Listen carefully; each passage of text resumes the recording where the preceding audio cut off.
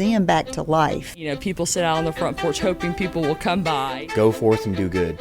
It's insane. I have the most understanding wife in the world. I treat everybody the same thing. Oh, that's the other thing I love about Marietta. It's like a melting pot.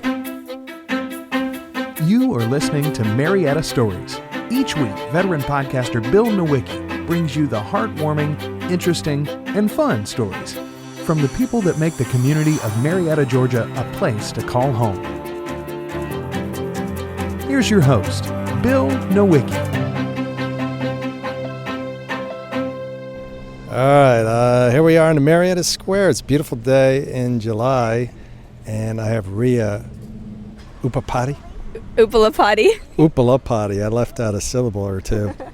And she is the owner, CEO? Founder of Forever Earth.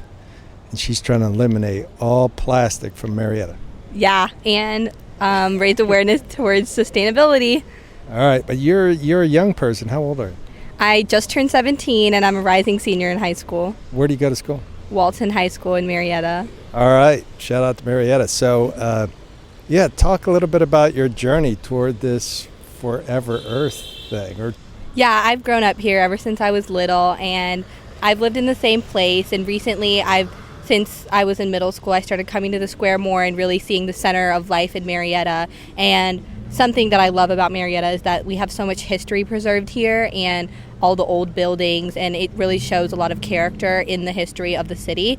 And a lot of that is preserved by rules that keep it beautiful, and we have a lot of people keeping it green around the square. And a lot of trees? Yes, a lot of trees. A lot of old buildings, like you said. And I'm throwing you off your script a little bit. No, you're good. No, I absolutely agree, but what you're doing is so controversial. Are you ready for this, or are you just going to start slow, or are you going to go for it? Are you going to do protests? What kinds of things are you going to do, Ria? I think the step is to get the community involved, not necessarily protests, but we have battery drives organized and fundraising. What's a battery drive? So let's say you have old batteries. You might not think about it, but let's say your old alarm system or air conditioning systems, they all have batteries and they grow old within a few years. Usually you just throw them in the trash can, but what most people don't know is that there's a lot of toxic waste from heavy metals in your batteries that pollute the landfills, and once they pollute the landfills, they seep into the soil and into our water supply, into aquifers below the ground. Hold on a second. Here comes Marietta's train. Gotta wait for that. Gets really loud down here, doesn't it? So where do you hang out when you go to Marietta? I usually tend to stay around the square. Your dad's restaurant? Yeah, I've been there quite a few times. Get into that in a minute. So keep going. So you have landfills with a bunch of batteries. Yeah, and everything has batteries now. I mean, electric cars down to iPhones, and then even this mic has a battery in here. So what should I do with my microphone battery when it gets exhausted? So we are hosting a battery and electronics recycling drive on the 17th at Custer Park, right off the square. And all you have to do is we have volunteers to take... August 17th? September. Oh, September 17th. We are just collecting the batteries and the electronics, and we have a company, Novus Solutions, which does environmentally safe battery recycling, because you have to be very specific how you handle the batteries and the electronic waste, because as it is toxic in large quantities, you need to dispose of it correctly. So all you have to do is come, maybe bring an old monitor or computer you have, an old cell phone or iPad that's broken and doesn't even work anymore, and you can recycle all of those things. And by that, you're not only supporting Forever Earth by contributing to the recycling, you're supporting your community, and you're supporting Marietta City, which gets money from electronics recycling in bulk. So how did you get started with all this kind of stuff? There's a lot of details in that. I founded the organization over a year ago after I spent a summer in New Hampshire in the White Mountains. What were you doing up there? I was doing a research first I did a hiking adventure through the northern tip of the Appalachian Trail, and then I did a research program with professors at Dartmouth that had to do with environmental economics. It had to do with how environmental policy affects economics, how the two go together, how interrelate. I wasn't sure if that was a word or not. Keep going, you're on a roll. It also kind of talked about how businesses and nonprofit work towards environmental and sustainability measures. In that, one of our programs was, hey, you're in this program, you're researching with us, but think about what you can do in your own community to make a difference. Think about starting something new, taking initiative to take a big step that's not already there. That's when I came home and I did some research, and after talking with both my professors from Dartmouth and my AP Environmental Science teacher at my school, I decided that I should found an organization to raise awareness and create a different kind of change, a more local approach on this issue, because everything starts small. So that's been my vision with it. So tell me how you went from this vision to the actual stuff. Did you do a lot of the work? Do you have help and advisors throughout the process? Is it an actual 501c3? Yeah, it is 501c3 certified. I filed for all those things myself. No way. Yes. Will you help me do my taxes? Yeah, I can help. Let's see, you shouldn't have said that. I got it recorded, and you will definitely send you a shoebox full of stuff. No, seriously. So you researched all of it online and just started filling out papers? Mm-hmm. It's not as complicated as it may seem. It is the government, and you just have to... But you have to have a board of directors. I have a board of directors with my professors from my camp and my teacher from school, so that took care of that, and then I'm the founder. So it has enough people all together, so I kind of told people, I told my professors, I told my teacher about what I was trying to do, and they helped me organize a more clear line of goals and kind of where I was going with it, so that I wouldn't just, lose track or anything. And then I started to get more involved in the community by... What was that like? Just because, you go up to people and they're, especially businesses, they're always looking at margin, profit margin, how many people are coming in, and you're coming in and say, get rid of your plastic straws. That's the biggest issue I've actually had, is not with people, because individual people usually are pretty eager, even if they're not really environmentally friendly or really care about the cause. They're like, oh, hey, like, she's trying to do something good. Let me just think about it. Oh, this is cool information. They'll take it. But businesses tend to be where they might support the cause, but the problem is the cost benefit of their marginal costs of the current supplies that they use, or the current waste management that they use, is very different compared to what they think the environmentally friendly option would be. So that's where I had to do more research of my own. You got to do a lot of homework for that, because you got to have all these answers before you show up. Mm-hmm. And there's environmentally friendly, degradable plastic utensils that are actually just a few cents more expensive when bought in bulk. And a lot of local companies, they don't really have the time or don't really want to go through the effort for researching all of this. They'll probably Google the first thing that comes up, which is probably some fancy brand name thing that comes in packs of 10. So obviously that would be more expensive, and that's what they're thinking, oh wow, there's no way we can do this. More than just like the utensils, it's just even all these restaurants, all these places, they have monitors, they have systems, they have all these things they could be recycling that they throw away because they have nothing else to do. So part of our electronics drive, the volunteers are actually going to go around the square and ask businesses beforehand if they have any materials that they'd like us to collect. Because once you do have a big box, it's kind of a lot for businesses themselves to like go to a drop-off facility and put them somewhere. So we're trying to bridge that gap and make it easier for recycling these goods. That's terrific. Let's go back to your dad. So your dad is on the square. What's his restaurant again? Hemingways? Hemingways. Yeah. So was he using straws and plastic? He was, and it's still a slow transition, and that's actually kind of where I first realized how the restaurant owners or business owners think of the profit margin, because he did point out to me, oh, do you know that these are more expensive? Do you know that not all suppliers carry these? So he would have to create a new contract with other suppliers potentially. So you're creating work. So if I'm looking at it from a business standpoint, even though they might think it's important, it's not urgent. It's not something on the top 10 things they want to get accomplished. So it sounds like you go in and you're like, wait, I can help you through this. Even if you agree it's important, then I can help you set it up. So what did you do again with your dad?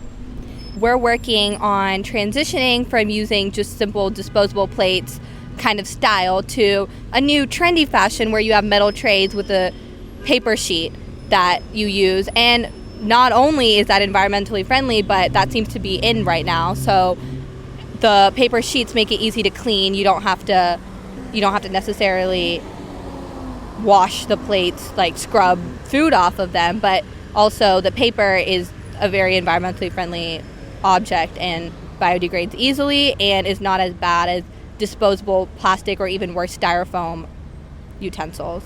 Yeah, and this is a huge problem. I think I remember hearing that plastic sticks around for like 3,000 years or something.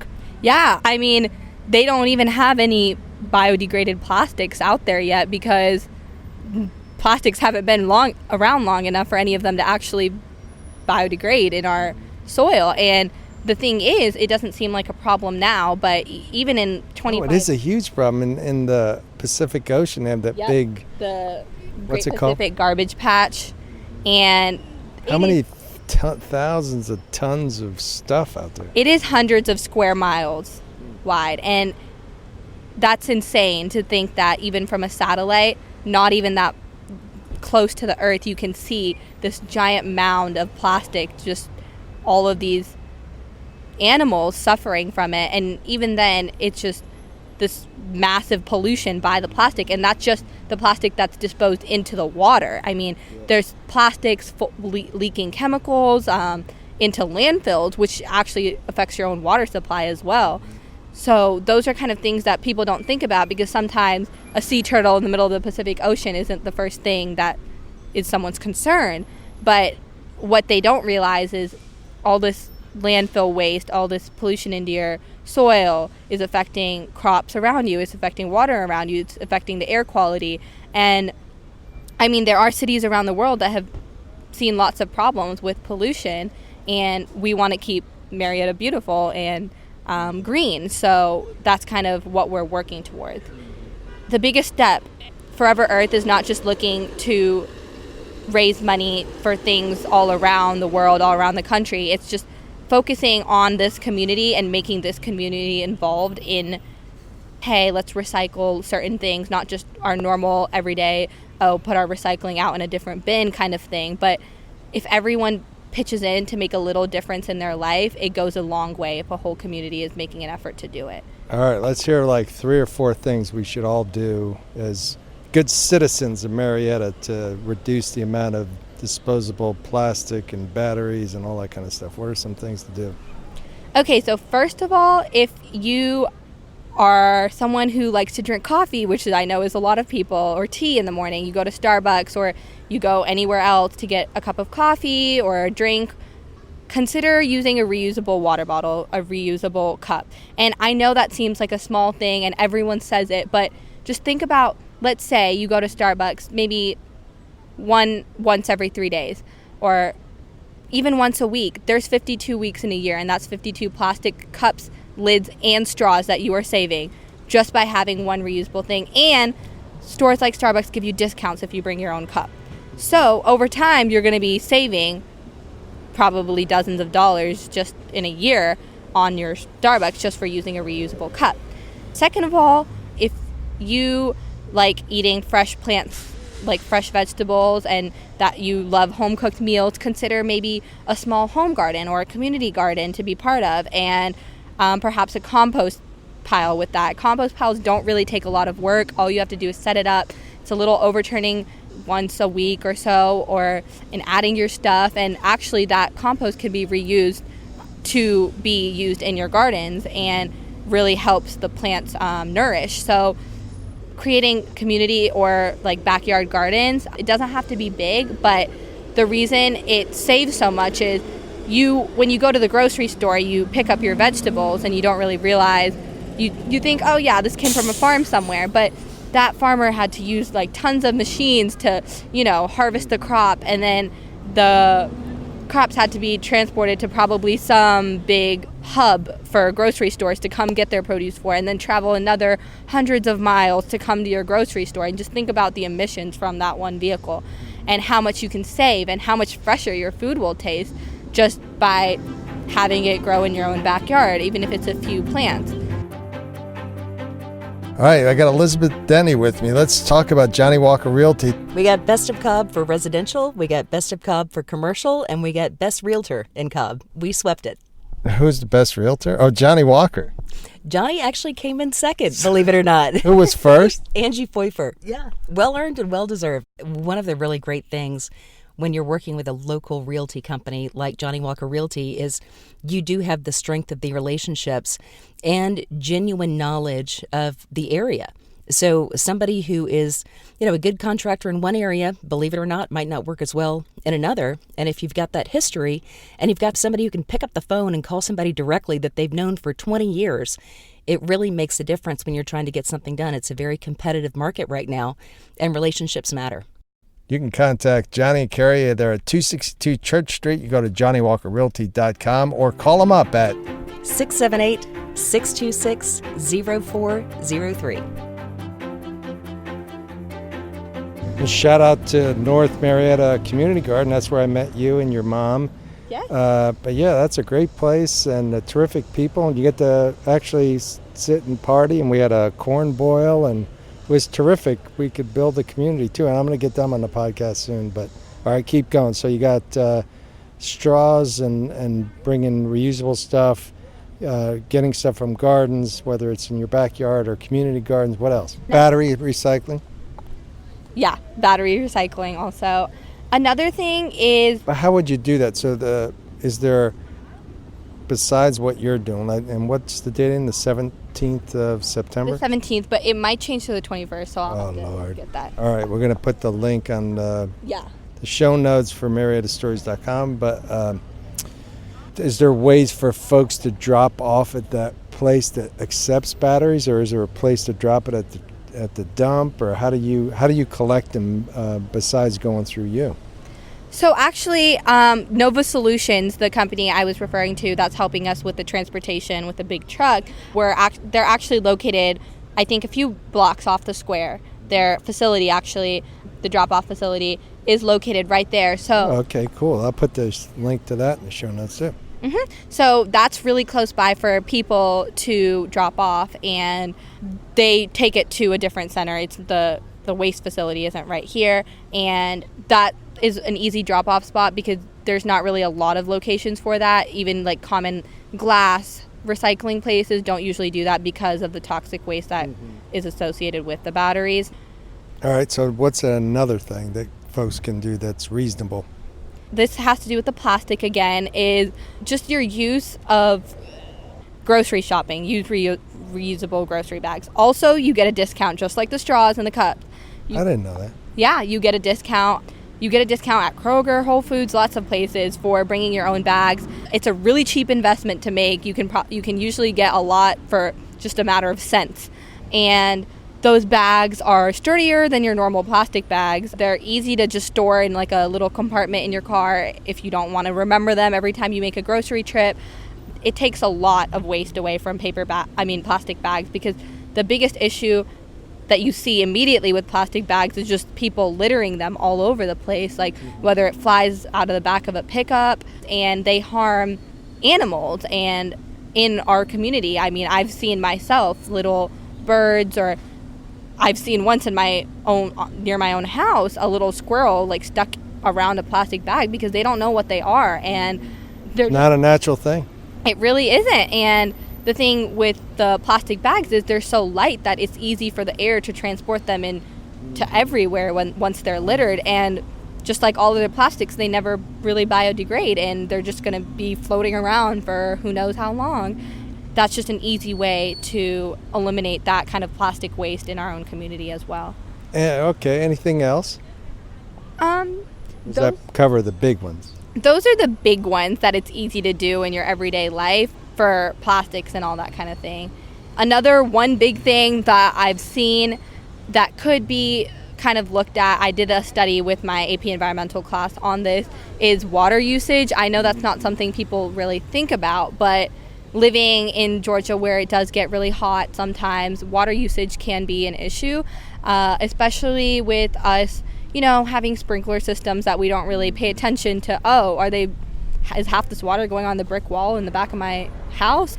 You don't really think about it, but over time, all of those add up. And when we're in a water shortage, drought period, the cities try to control it by putting limits on how much water you can use. But still, people tend to, take really long showers, fill up a full bath every time. And those all add up. But the main thing usually is the outdoor watering, how your lawn systems get watered. And that usually has to do with a simple, hey, let me just check which sprinklers I'm actually using. Let me just check if I need them on every single morning. Because, maybe it rains one day and you don't really need them, and that kind of thing.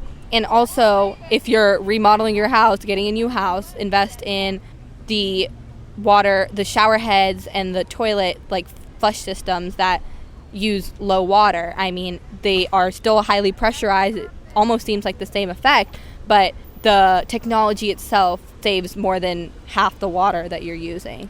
Cool. Man, you're really up on this stuff. And what do you tell people that say, what? Come on, this is a drop in the bucket. This is not going to make an impact. Why are we doing all this crazy stuff? See, that sound believable or not? No, I hear it all the time. And every small step leads to a bigger step. It does seem like, hey, I'm the only one doing it. But let's say, for example, at my school, 1,200 kids, let's say half of them, 600 people, decide, hey, once a week when I go to Starbucks, I'm going to use a reusable cup. So that's 52 cups over the course of a year for one person. And then take 52 and multiply it by 600 students. That's how many cups you're saving in a year with such a small difference in people's lives. Such a small difference. And for people to think, hey, I'm not going to make a difference, that just kind of leads to a whole, then why does anyone really do anything? Why does anyone start one business? Why does anyone open one restaurant if it's not really going to make a difference in anyone's lives? But when everyone's working together, that's why it's a community initiative. When everyone's working together, a difference can be made. Just like with the community garden, probably someone in the community thought, hey, what's a few vegetables in our backyard going to do to anyone? And let's say 10 people come together and work on it, you have enough plants to feed families already. No matter how small of a change, it does help. Well, you convinced me. Now, what's the future hold for this company and for Ria? For the company, I really want to get more involved in I've been getting really involved in the community doing these battery drives, recycling drives, but what I want to do is kind of get in touch more with businesses themselves, which, as I said, is a little more difficult because of all of the processes that businesses have to go through in order to make change sometimes. But that's the biggest way to make a difference, because these businesses sometimes serve hundreds of people within one day, and how much waste or plastics they use can be enormous actually over the course of a day, a week, a month, a year. And what I really want to do is just kind of practice and work on your dad. You can work on your dad. Yeah. Does it work on him pretty well? It does. I mean, it doesn't work on him any easier than anyone else, which is, funny, but... Do you have techniques you use to get your dad to do things for you? A puppy dog face. You don't whine or... No, I mean, it's. I understand. That's a good thing. I understand it's a big change. For us, when we throw events at our house now, we have the biodegradable plastic disposable ones. So we got a big box too. It's a lot. It'll last us for a long time. But now whenever we have a event or a party, we don't have to feel bad about, hey, look how many forks we're throwing away, So we don't really feel as bad about it anymore. And I think that's the key thing, to kind of communicate to the people in our community on the square and kind of convince businesses, hey, let's use these biodegradable straws, not plastic straws. Because I guess not everyone wants to use a paper straw, but there is an in-between. There is always a compromise ground, and that goes the same with how the company is kind of working to bridge the gap between the manufacturers of these eco-friendly products and the restaurant themselves or the business itself. And that gap is what we're trying to cover in, hey, we'll do the research, we'll give you their products, we'll see what kind of contracts they hold, if maybe they'll go with your supplier. And that takes a lot of the work out of yeah, you're doing the upfront work for them so they don't have to do the work and they can easily transition. Exactly. Along with some help from the research I did with my professors at Dartmouth, I started writing a little book that's like a story kind of about the effects of this whole plastic pollution, which all originates from the oil industry. It all originates from petroleum extraction processes that are around the world, usually not right here. I don't think extractation's a word, but keep going. Extraction. There you go. Sorry. That was the only non-word you've said so far, so it's pretty good. I'm proud. So the book is kind of about these two people living in Zuwada, which is a small village in Venezuela, and how the oil industry actually affects their lives. And I think that once the book comes out, it's called In My Backyard. And I think once the book comes out, if people in the community just, have a little time and read it, they'll realize, hey, it's not just about plastic bags floating around in my city. It's a deep-rooted problem that kind of starts around the world where this oil is being extracted, and not just these offshore oil rigs where you see, pelicans covered in oil, but there are like landlocked sites too where this is happening, and it has an effect not only on the environment but on the economy. Shifting away from plastic use is also shifting away from the dependence on fossil fuels and petroleum too. So that's kind of a big awareness that I'm trying to make people realize, hey, it's bigger than just a plastic straw. So going back to my question, what about you? I'm interested in pursuing a future in studying the environment and also continuing to make a difference. And I want to stay involved in the community. I want to stay in my future making the world a more sustainable place. I'll be going to college next year. Don't know where yet, but I hope to pursue an environmental engineering degree, probably with a side of some sort of business degree, so that I know how to communicate to the people and get my ideas out there. And the square, Marietta, is a big part of my life, being where I've grown up. I've grown up on the Chattahoochee River, and I wouldn't want to see anything happen to it or anything happen to the beautiful city of Marietta around me. Let's say people are listening to this and they get excited and they want to help out. What are the types of things they can do to help out in your organization? It sounds like you need people to help with the battery recycling. Anything else? So for the battery recycling drive, that one's in September, and also the first week of September, on the 7th, we have a fundraiser at Marietta Wine Market to raise money for future events like the battery recycling drive. Just, a normal wine tasting, and there's a raffle, and just a small donation is like the entry ticket. And what's your favorite wine? I'm just kidding. Not there yet. All right, good answer. Your parents will be proud. And so we'd love for anyone to join us there as well. But they go through foreverearth.org? foreverearthinc.org. Okay. Forever Earth. I'll give you the okay. foreverearthinc.org? Mm-hmm. We'll have all the posters and flyers for all our upcoming events. Also, one of the things that Forever Earth is trying to do, although we have such a focus on the community and changing lives in our community, while I was researching and writing the book, I realized, hey, there are also people out there, not just in the United States, but people in more developing countries, people who don't really have a lot of money, who might have visions just like I did a few years ago. I went to India and I kind of went around to a few schools, kind of seeing if there was any kids who have visions similar to that. I found a kid who was telling me about all his dreams. He was like, yeah, so many people are farmers, but I see that there's so much pollution in my city and my environment, and I want to start farming in a way where it'll become green again. And that just kind of stuck with me.